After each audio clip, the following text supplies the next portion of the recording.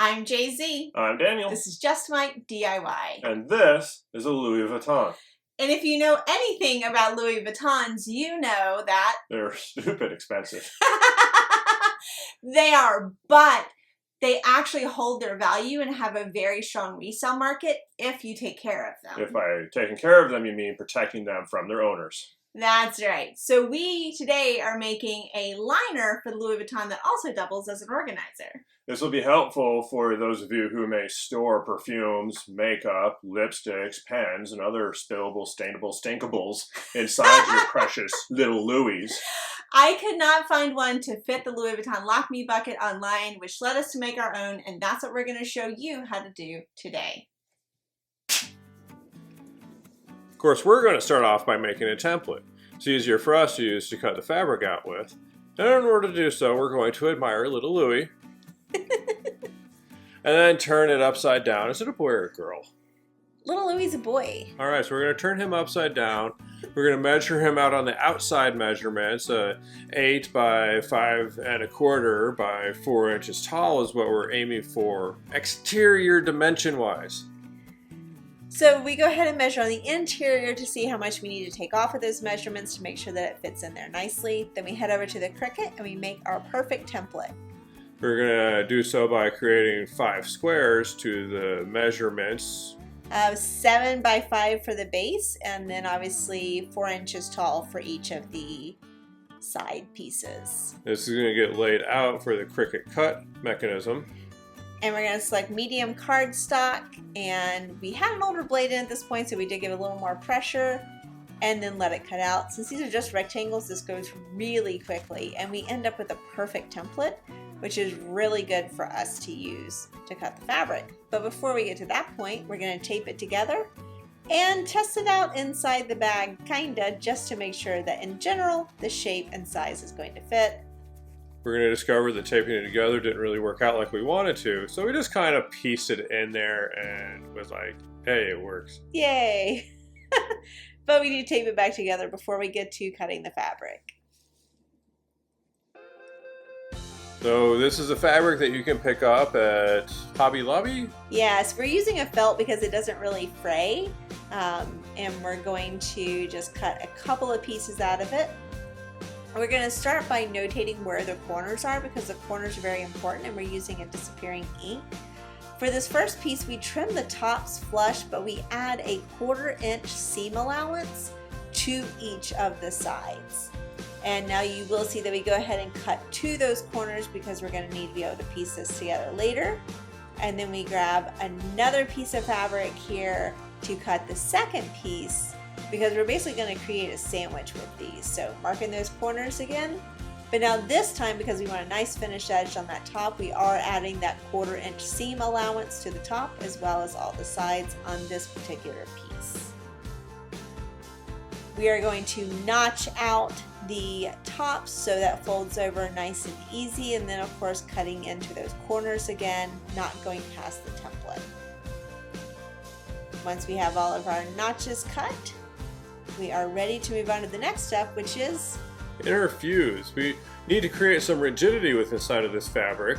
So this is our rigidity mechanism, which of course we cut out to the shape of the template. The template comes into such handy. We do try to cut this a little under because this is going to be sandwiched in between.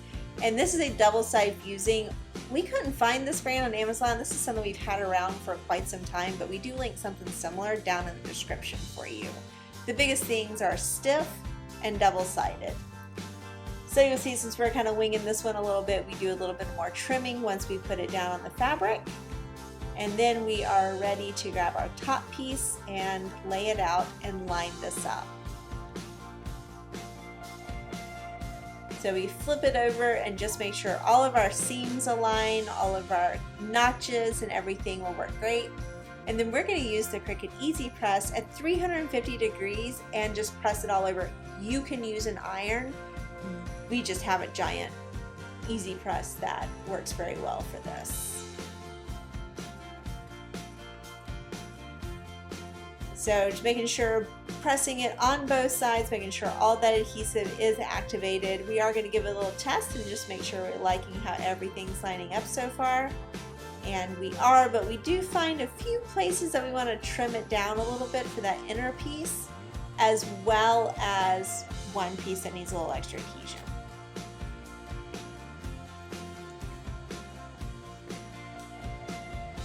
Once we have that all nice and adhered, it's time to cut some pockets. We're going to cut these to the height that we need and make them a little longer than the walls we're putting them on, so they will actually pocket out once fully installed. We want one on each side, and something great to remember, when you're making your own organizer, you can fit it to what you need it to hold. We just needed some long pockets in here for my phones, my long wallet, just trying to keep everything from laying on top of each other, but you can obviously create smaller pockets as well. And many more. Or less.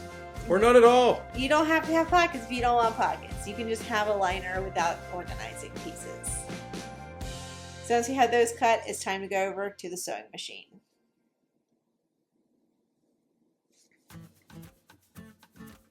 So we're going to fold the edges over and use these fancy clip things, which are far better than needles in our opinion, because you don't get stabbed quite as often.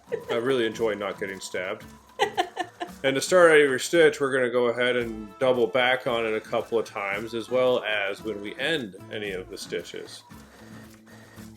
That will lock everything in nice and easy, so we run the stitches on all of these top pieces, and then it's time to start working on the pockets. We do have to use the stabby pins on this one just because it was much easier to get the line that we wanted to have a nice finished top on our pockets. I'm okay with that. I wasn't the one getting stabbed. Thanks, honey. Hey, it's your boy. So because these pockets are cut a little bit longer than the wide width than the fabric itself, we are letting it bunch up while we pin the edges in place. So this way, when we sew it, there will actually be a pocket for the pocket. And we decided not to sew these at the bottom. You can, but again, these are more dividers for us. And the great thing about making your own organizer is that you can customize it to what you need. And now it's time to connect the sides, make it come to shape and reality. So back to the clippies, no pinnies. No stabbies. And back to the back and forth to seal both the beginning and the front. And of course cutting off any excess string. Before we get too far into finishing this. And you can really start to see it take shape, which is great. But we do know we are sewing on the outside. You'll see how we handle all this extra fabric in a little bit, but we're not trying to turn this inside out or anything. Like those seams are going to stay on the outside, and that actually helps its movement within the bucket bag in particular. I'm going to go ahead and give it a little try. Just make sure I like everything before we trim off the extra fabric. And then give the boy a liner. It fits so well inside little Louis. I was definitely excited to have this because I did not carry this bag for the first month until I could actually make this liner. And there's everything nice and organized, protecting little Louis. Our little Louis boy.